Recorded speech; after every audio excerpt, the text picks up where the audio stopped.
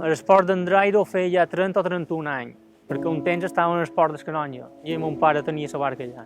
En aquest port he conegut més de 14 o 15 arts menors i ara queden 4 o 5. Bueno, jo vaig començar a pescar amb mon pare, devia tenir 16 o 17 anys. El que no estem aquí en esport d'endratge, estem a bany a bufar.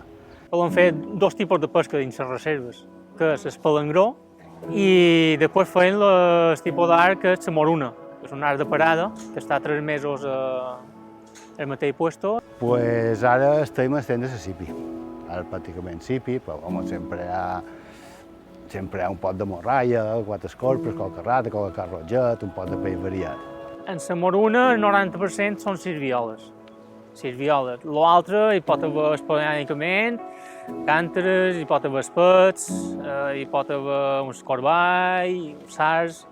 Estem molt controlats els pescadors que poden calar dins la reserva marina.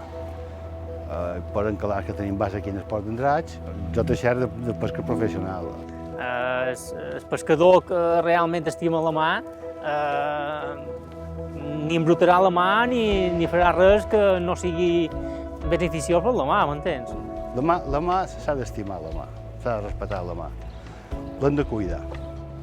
Sobretot plàstics i tota aquesta porqueria que hi ha a la mà, això s'hauria d'acabar, però ja.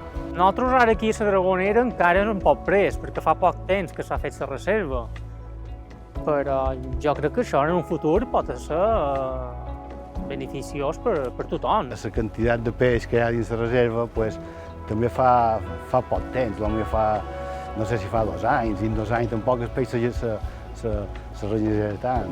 Jo sempre ho dic, nosaltres som pescadors, però nosaltres vivim d'això. Nosaltres volem que hi hagi peix, no volem que no n'hi hagi, les coses són així.